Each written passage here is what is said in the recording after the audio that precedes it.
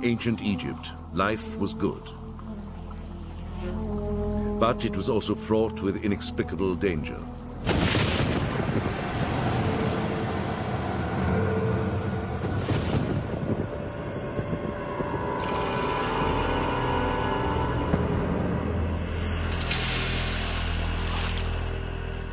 To understand their universe, the Egyptians did a remarkable thing. They turned their hopes and fears into an astonishing array of deities and gave each of them a name. But even in the eerie realm of the supernatural, Egypt's gods and goddesses transcended the extraordinary.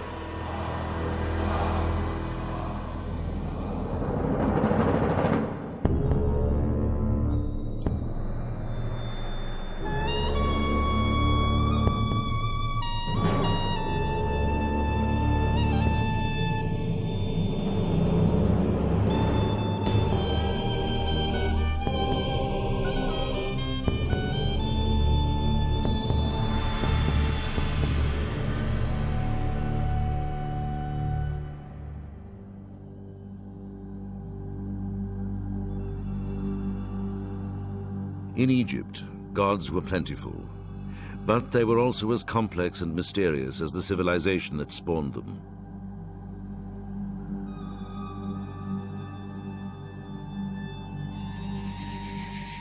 Hathor, a woman with the horns of a cow, was the goddess of fertility, but when angered, she could also destroy humanity. Sekhmet, the lioness, symbolized the nurturing warmth of the sun, but she could also inflict its scorching heat. Selkit, the scorpion, could literally give or take your breath away. Her sting had the power over both life and death.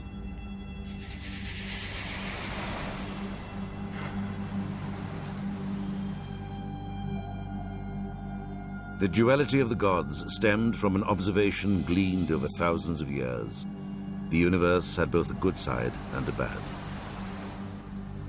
It had to be constantly checked and kept in balance.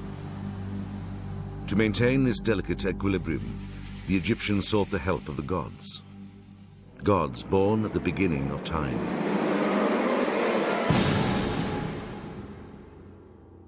According to Egyptian mythology, there was once no heaven or earth, no day or night, no life or death, only primeval darkness and water. Then, in a moment that mirrored the annual flood of the ancient Nile, the waters receded and land emerged, forming the mound of creation.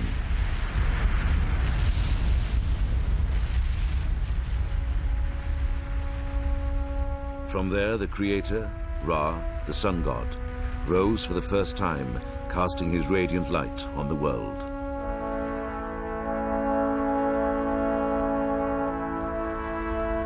Ra then created the deities of air and water and separated the earth from the sky, allowing the rest of creation to unfold.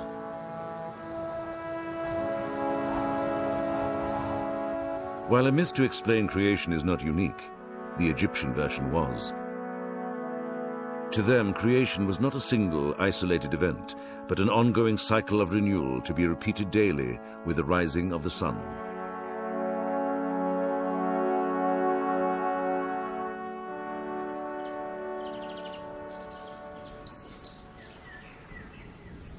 The myth of creation was embodied in every temple throughout ancient Egypt. Unlike a modern house of worship, Egyptian temples functioned more like machines engineered to keep the cycle of the universe in motion and chaos at bay. Literally called the mansion of the god, each was carefully designed to mirror the cosmos at the moment of creation.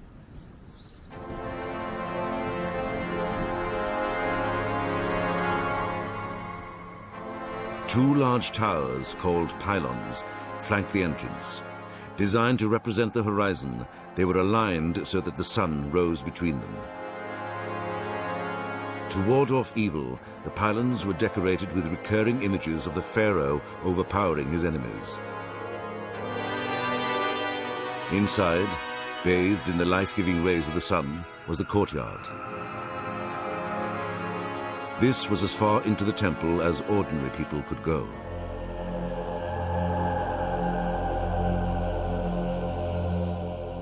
From there, a ramp led to a semi-lit hall filled with columns shaped like papyrus and lotus plants, representing the marshes which rimmed the edge of the rising mound of creation. Their buds and flowers evoke the fertility of creation about to unfold. Beyond lay the inner sanctum, where the statue of the god was the focus of a sacred ritual.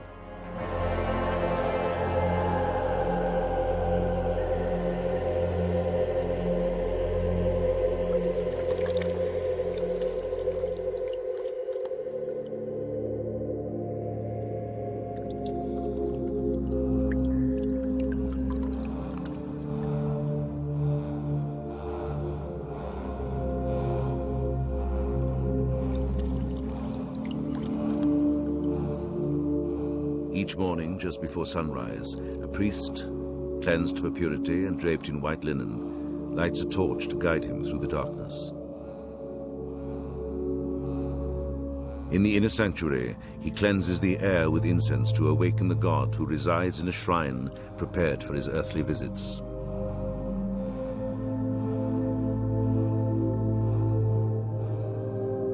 The priest identifies himself to the god. Only the king, a god himself, can stand in the presence of the deity unless he delegates his authority to a chosen one.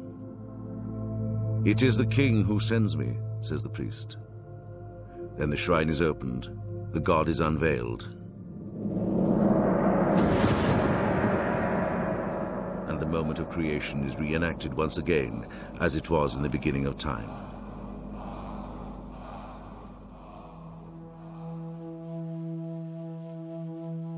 The appearance of the sun evoked the true meaning and mystery of the universe for the ancient Egyptians, the promise of the continuation of life and the triumph over death.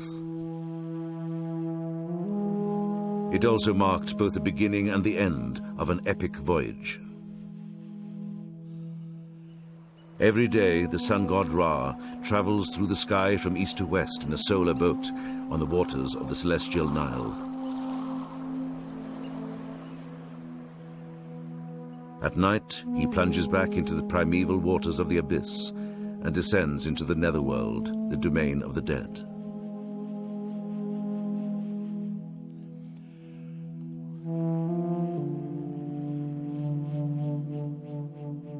The cycle must be completed for Ra to be reborn.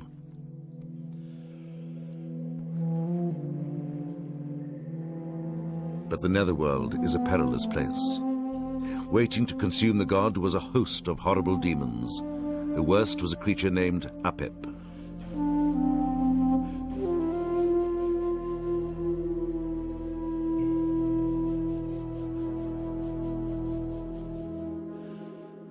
In the burial chamber of a pharaoh, the keeper of Egyptian antiquities at the British Museum, Vivian Davis, inspects an inscription describing the most dangerous leg of the journey. This very important scene shows the sun god Ra with his divine attendants on his sacred bark on his journey through the underworld. This is a journey fraught with danger, as he will meet the powerful forces of evil, darkness and chaos. Most prominent among them, a giant snake, Apepi, who seeks to destroy him. These hieroglyphic spells, however, will ensure that Ra emerges unscathed. This hieroglyph here, depicting Apepi, shows him to have been killed with a knife through his throat. And so, Ra, at the dawning of the day, will arise again, and the dead king will be resurrected with him. The resurrection of the king, like the renewal of the cosmos, was a concept crucial to the continuation of the world as the Egyptians knew it. The ongoing struggle of life over death and order over chaos would come to dominate the everyday lives of the ancient Egyptians. For help, they looked to their gods as the first line of defense. But in the temples, access to the gods wasn't easy. If the people couldn't go in, the gods would have to come out.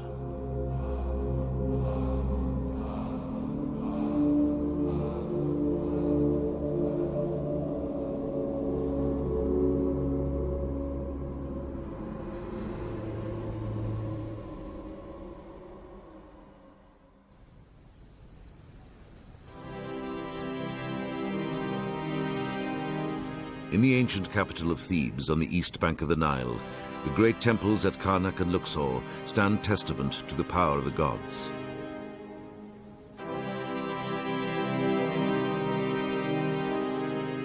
Throughout history, every town and village in Egypt had a local deity. In Thebes, it was the god Amun-Ra. If the town produced a line of pharaohs, the prominence of the god rose. And so it was in Thebes.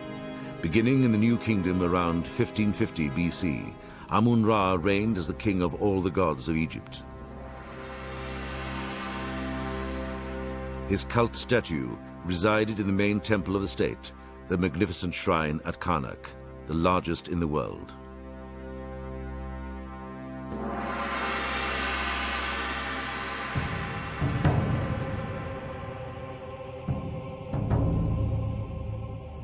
Several times a year, the statue was escorted out of its sanctuary by a procession of priests to visit other temples. One was a small temple on the west bank of the Nile at Medinet Habu.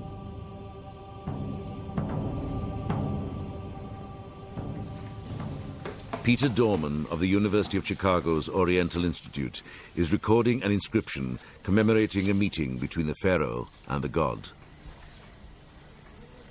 The temple was a very special place. The Thebans believed it marked the spot of the original mound of creation, where Amun-Ra and the other primeval gods first came into being. This is one of the sanctuaries where the statue of the god Amun would have been brought at the culmination of the festival procession in order to receive offerings made to the statue by the king himself.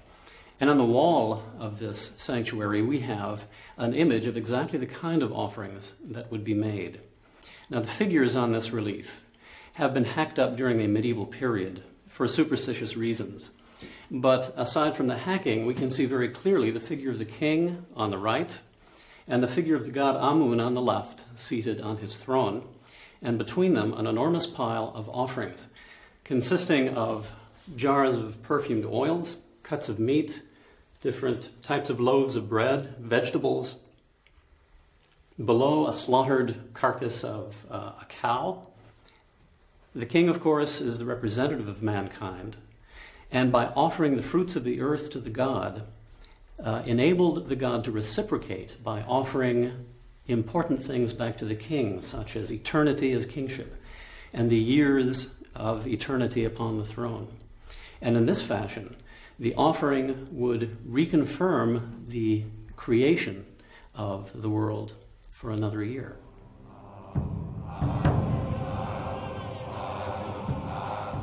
The procession of the god was the culmination of a festival, for the Egyptians, a time to celebrate.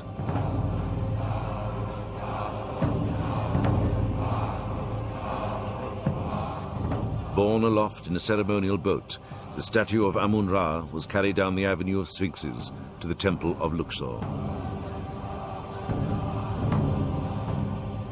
Too holy an image to be viewed, the statue of Amun-Ra was concealed by a shroud.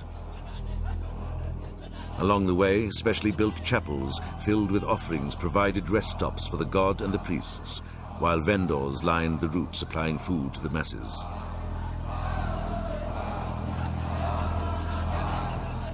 The procession was one of the few times when an ordinary Egyptian had direct access to such an important god.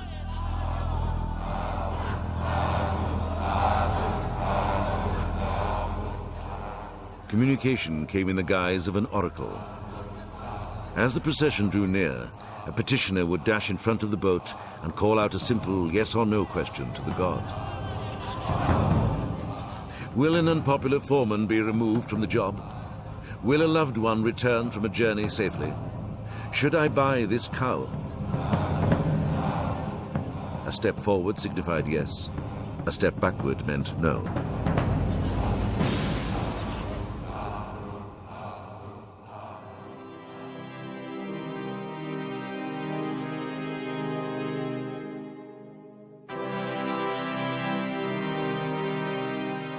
Oracles were the last word in divine intervention.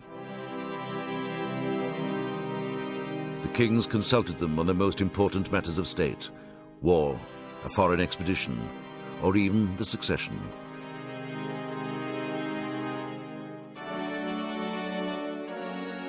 But no one used them to greater advantage than Hatshepsut, the queen who would be king. Hatshepsut was the half-sister and wife of King Thutmose II. When he died, his son, Thutmose III, was too young to rule, so Hatshepsut became the acting ruler.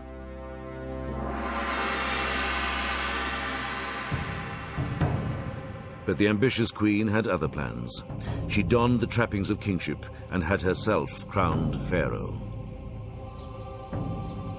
Stone blocks from the dismantled Red Chapel at Karnak, one of the rest stops of Amun-Ra during processions, document the event.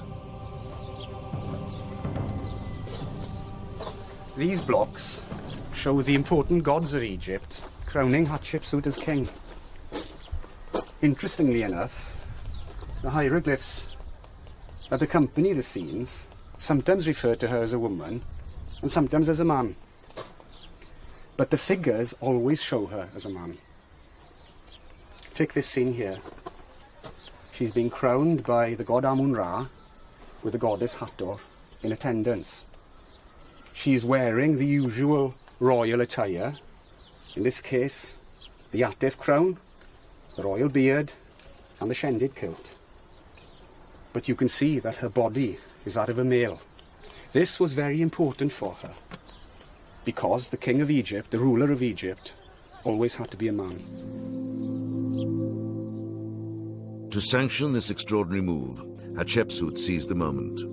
During a public outing, the god Amun-Ra stopped before her and pronounced via an oracle that she was the rightful king.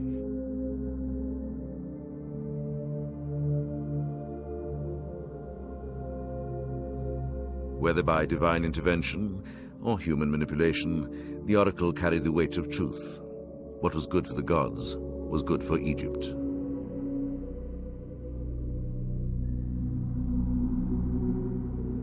But in everyday life, faith in the gods and their power would come closer to home.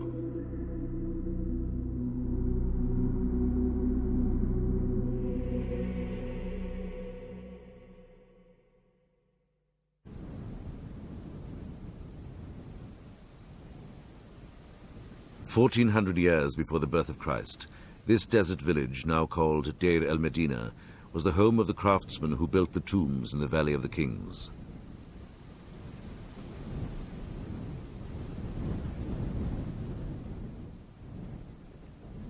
Today, the dry environment has preserved a unique glimpse into their everyday lives. Lives touched by deities and demons from the cradle to the grave and beyond.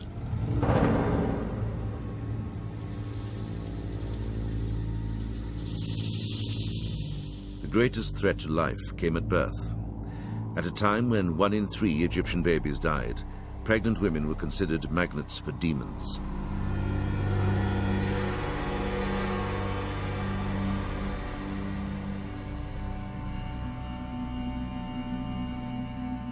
Giving birth was a joyful event, but like the creation of the world itself, it was surrounded by danger.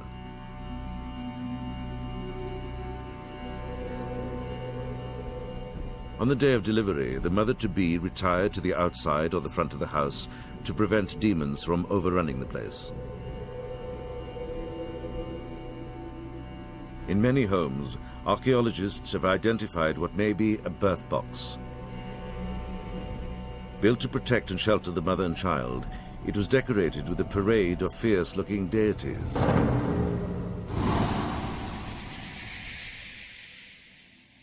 The goddess Tawaret had the body of a pregnant hippopotamus, the tail of a crocodile, and often wielded a knife. Hippos were known to be fierce protectors of their young.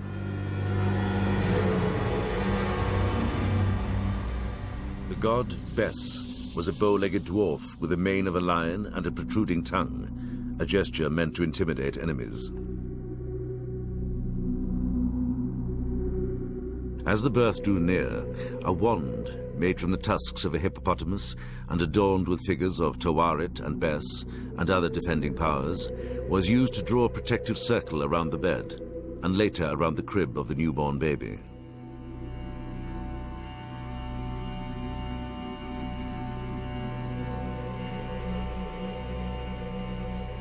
Assisted by two midwives representing the Great Mother Isis and her sister Nephthys, the mother squatted on special birth bricks or stools, while spells were recited invoking the gods for a safe and speedy delivery.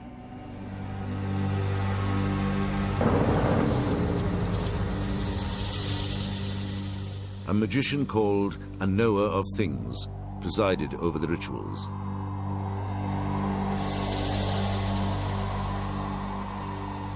By donning a mask, he or she became the conduit for the deity Beset, the female form of Bes, often depicted holding a bronze snake in each hand.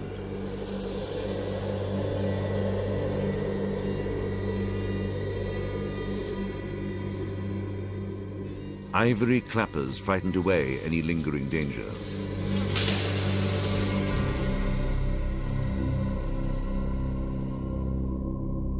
The Egyptians maintained a belief that the perils of this life could be overcome by invoking gods who had overcome their own hardships, especially Isis and Osiris. The epic saga of their ordeals would form the basis of many Egyptian beliefs and practices.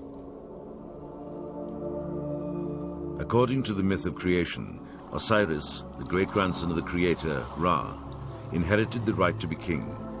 But his brother Seth was jealous.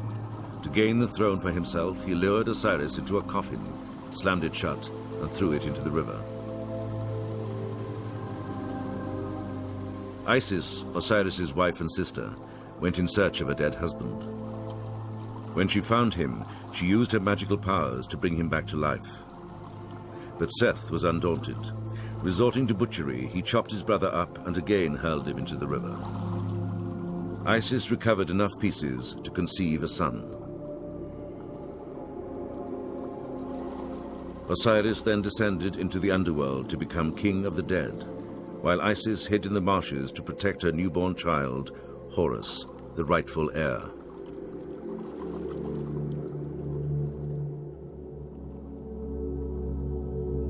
One of the most popular amulets was the Wedjat, the Eye of Horus, the universal symbol of healing and wholeness. It represents the eye that Horus lost during the battle with the evil god Seth to avenge the murder of his father Osiris.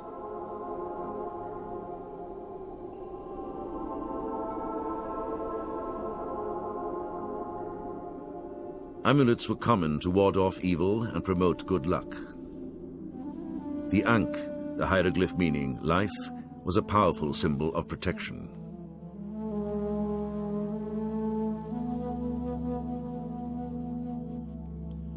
The scarab represents the dung beetle that crawls out of the earth daily, seemingly recreating itself. A potent symbol of renewal, it pushes its dung ball like the orb of the sun, rolling across the sky.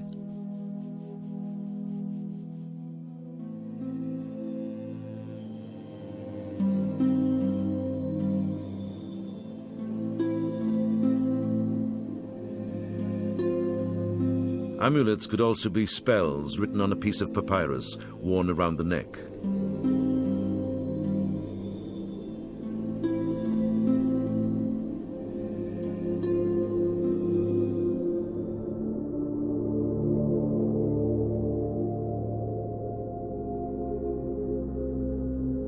One spell to quell a headache reads, "Turn back, Sahekek, demon which came forth from heaven and earth, whose eyes are in his head and whose tongue is in his buttocks. He feeds on filth. I know the name of your mother, I know the name of your father. Stay away from me."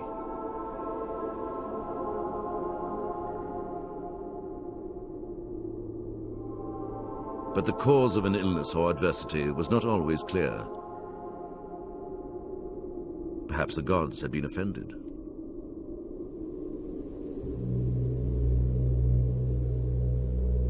To cover themselves, shrines to the gods were maintained in each house.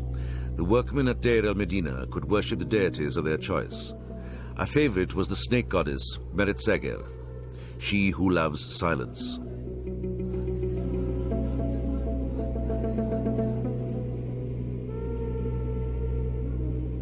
To make sure their pleas were heard, ears were carved on offering tablets made of stone.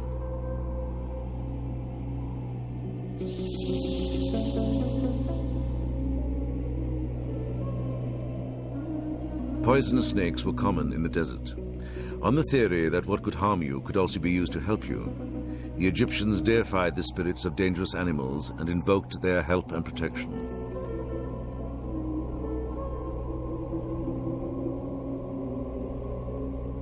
In the shadow of the Great Pyramids at Giza, archaeologists have uncovered the cemetery of the builders. While their tombs may be humbler than the pharaohs, securing an afterlife was no less important.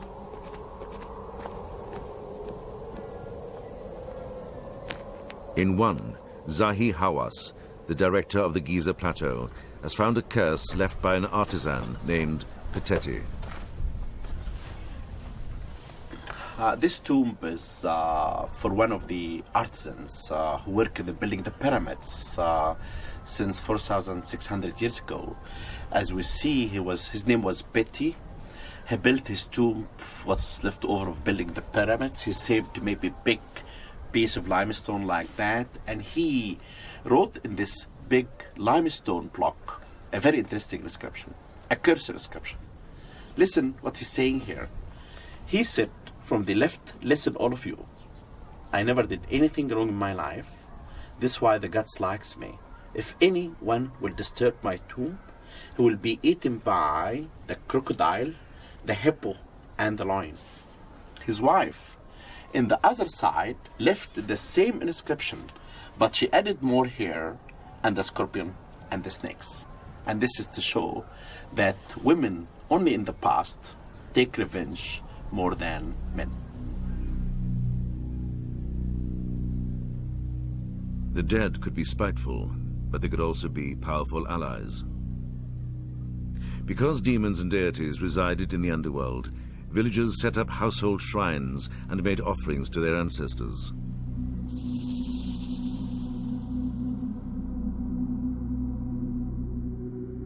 Now equipped with their own divine powers, the dead had direct access to the gods and could intervene on behalf of the family. To communicate with them, the Egyptians wrote letters to the dead that covered everything from legal problems to domestic strife to simple greetings. How are you? Is the West taking care of you as you desire? One read. Please become an effective spirit. Let a healthy son be born to me, said another.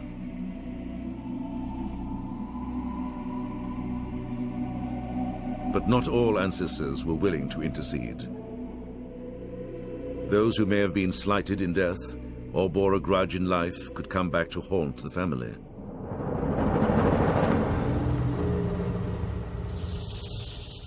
In 1200 BC, a man stalked by misfortune thought it might be the doing of his dead wife. To reproach her, he wrote a letter reminding her that he'd been a caring and faithful husband, and it really wasn't his fault that he was away on business when she died.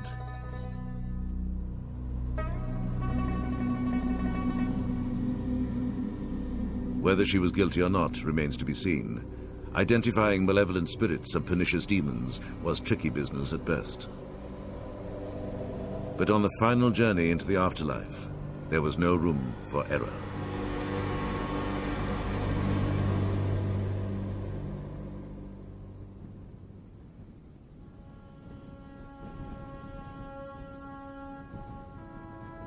When the Great Pyramid was built around 2580 BC, it was a vehicle for the pharaoh to achieve immortality. The son of the sun god, Ra, there was little doubt he would go to heaven. But even ordinary Egyptians were promised an afterlife, though getting there was full of hurdles.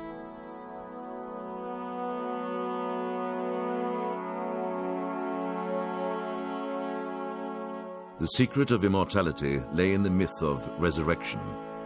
In it, the sun god Ra descends into the underworld to join Osiris, the god of the dead, then reappears at sunrise, reborn.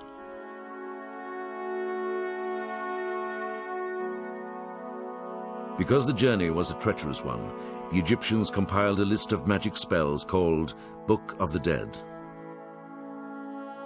A virtual guidebook to the afterlife, it was written on papyrus or linen and placed with the body to help the deceased recognize the inhabitants and landscape of the underworld so as to pass through it unharmed. In it there are spells to help the deceased remember his name. A soul without a name vanishes from existence.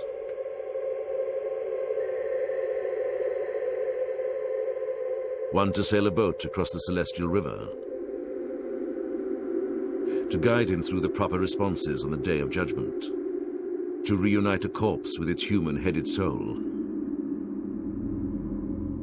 But in order to attain bliss in the Egyptian version of heaven, the field of reeds, the dead must first travel from west to east through the underworld, passing through many gates.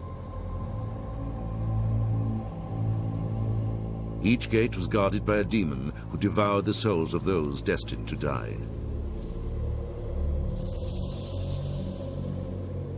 The key to disarming them was to know their secret names. The eavesdropper, the barker, the bloodsucker, and the raging one with hippopotamus face.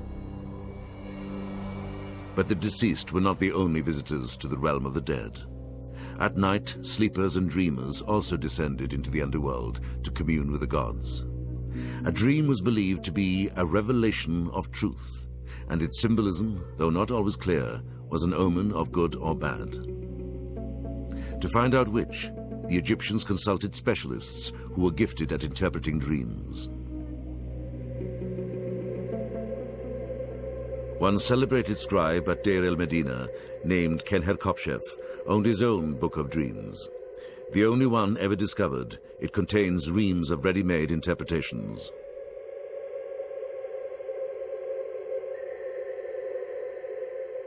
If a man sees himself in a dream dead, good. It means a long life.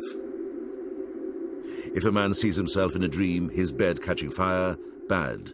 It means driving away his wife. If a man sees himself in a dream drinking warm beer, bad. It means suffering. But Egyptians with problems could also pay others to dream for them.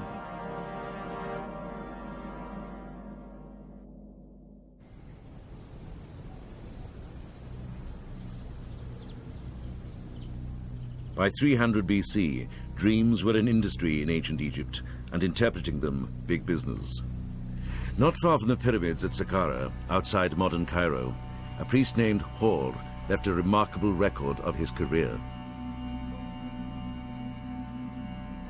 In great demand for the accuracy of his interpretations, he documented his success on potsherds, a collection of 65 texts dating back to 147 BC. In one, he records his own series of dreams about the foreman of a labor gang and a ghost at the temples where he worked.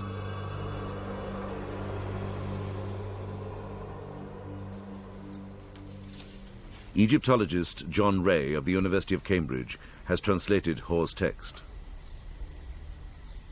The priest, Hor of Sebennytos, had two dreams on one particular night. One of them was quite humorous, and the other was much more serious. In the first one, he dreamt he was going down the avenue that runs across the site where he worked. And it's a moonlit night, and he's surrounded by tombs, and in the middle of the avenue, he sees a ghost. And the ghost looks at him and says, "Have you brought the food for 60,000 ibises?" If you can imagine the amount of food that you need for 60,000 ibises. And Hor thinks and says, "I've left it at home." And I think we've all had dreams a bit like that, where suddenly you've got to do something and you find you can't do it, or you've made a mess of it. But the second dream was more serious. On the same night, he dreamt that he was in a labour gang, something which probably in his life he didn't do much of, and which wouldn't have been very pleasant if he had done. The foreman of the labour gang comes up and pays the money for him to escape. If you like, he puts up the bail for Hor to go away. And Hor goes back to his hometown. But the people on the labour gang chase after him. They won't let him go. And he's surrounded by them and looks up, and there is the foreman of the labour gang, the one who paid his money. And the foreman says, "You are in serious trouble. I am not a foreman. I am a god. I told you before, do not worship any god except me." And Hor says, "I will not do it again." Hor interpreted the dreams to mean he was to go to Saqqara and dedicate himself to the cult of the ibis-headed god, Thoth. By night, he was paid to dream. By day, he worked as a scribe, recording the temple's activities. Later, Hor would play a key role in uncovering a scandal that would rock the cult.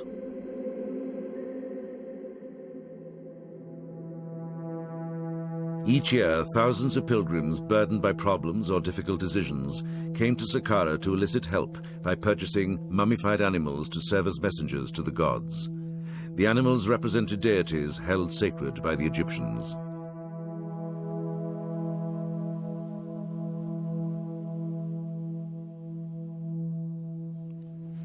To the modern mind, a site like this must seem very strange indeed. You've got temples, and they're dedicated to various forms of animals, cats, dogs, birds, what have you. And those animals are then buried, mummified, and go off to join the world of the gods. And for some reason, people come from all over Egypt, or even from all over the known world, to come and visit this site. Now, why do they do it? They do it mainly because they feel that those animals were part of a world beyond themselves. And by going into the world of the gods, those animals are in a position to communicate with them.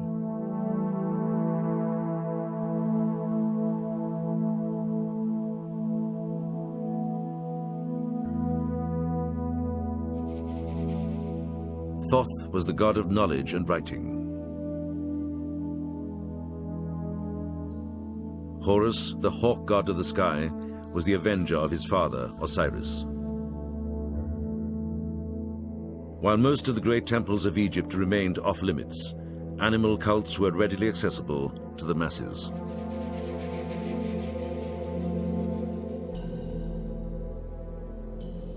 Here you had something much more human, much more personal. Here you had gods who were interested in the world of the little man, who could actually help him to sort out his problems. Now, in the modern world, the nearest example of that would be personal therapy. And if you want to think of the world of those cults at Saqqara as a sort of therapist, then you wouldn't be far off the reality of what was going on.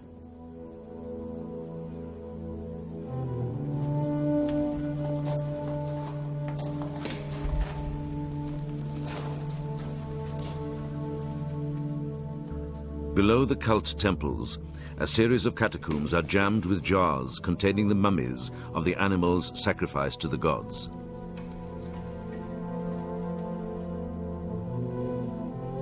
In the galleries belonging to the Ibis cult alone, there are over 1.5 million.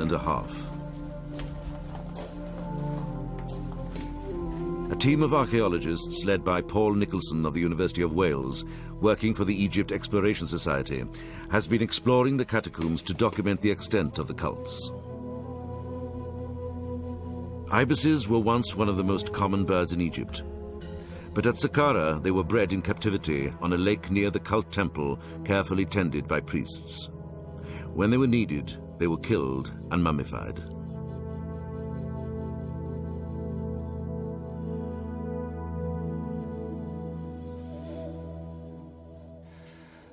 what happened to the dead birds would be that they would be taken from the lake and wrapped in linen bandages, traces of which can still be seen here. And in some cases they may have been eviscerated, in others they may have just been desiccated or dipped into bitumen. Whatever the method, they would then be wrapped in bandages. Inside here will be a bird, something like this. And quite elaborate bandaging could be applied to some of the examples. Occasionally we get little votive appliques showing one of the deities associated with the animal necropolis.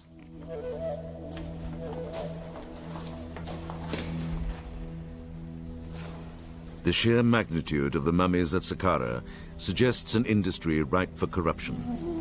Even so, Paul Nicholson was hardly prepared for what he found in the catacombs of the cult of Horus.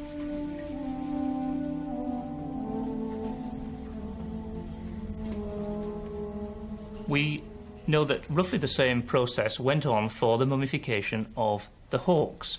But since birds of prey are much more difficult to breed in captivity than ibis, we often find that rather than the mummy packets containing a genuine hawk or other bird of prey, what we actually have are parts of ibis or sticks or occasionally part of a falcon wrapped to look like the complete mummy of the god. And it's those substitute mummies which often occur in the vessels rather than the genuine item. In 172 BC, the scandal broke. According to Hor, who recorded the event, 6 priests, 3 from the cult of the hawk, 3 from the ibis cult, were tried and convicted of swindling pilgrims by selling them fake mummies. The outcome was a series of regulations and routine inspections to prevent further abuse.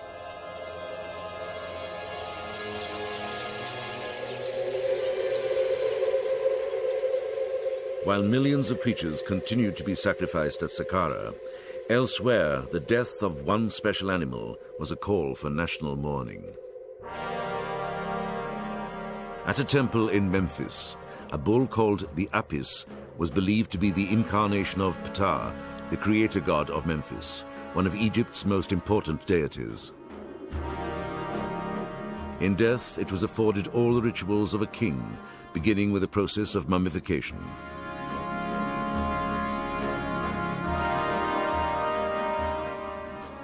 Adjacent to the sanctuary, Michael Jones of the American Research Center in Egypt has identified the site where the embalmed body of the Apis bull was purified.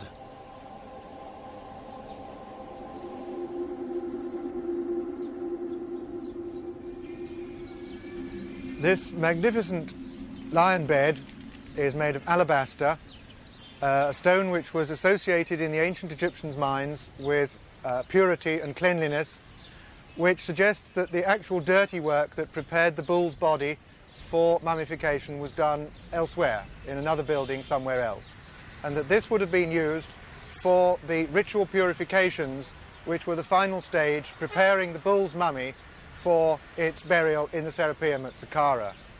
The priests would have brought the completed mummy on a wooden carrying frame, placed it on the top of this lion bed within the riveted surface that you can see on the top, poured libations of water over the mummy, and then those would have been allowed to flow out through this spout at the end of the bed. And because they were so powerfully charged with the power of the god's mummy, they would have then been collected in this basin, not allowed just to flow away anywhere, but collected in the basin, whose enormous size gives some idea of the quantity of liquids needed for this ritual purification process. After embalming, the sacred bull was carried to Saqqara for burial in the extraordinary catacombs known as the Serapeum.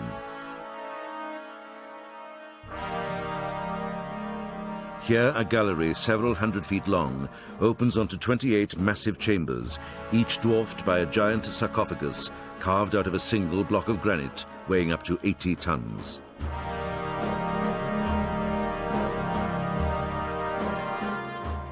For 2,000 years, Apis bulls had been enshrined in the Serapeum, some in stone, the earliest in wooden coffins, dating back to the 18th dynasty when Egypt was in its glory.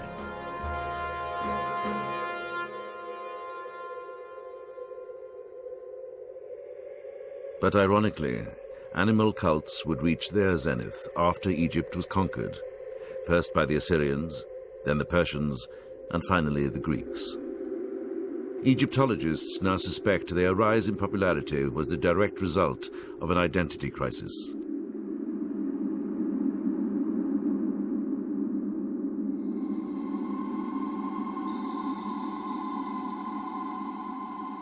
For the first time in its long history, Egypt was no longer the center of the universe. Under the sway of a new imperial power, the very essence of the world's most enduring civilization was slipping away. In the midst of the turmoil, the Egyptians fell back on the only thing that was truly their own, their mysterious religion.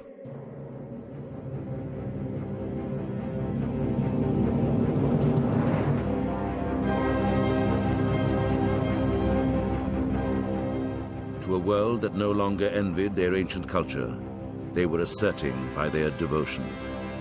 These are our deities and demons, our gods.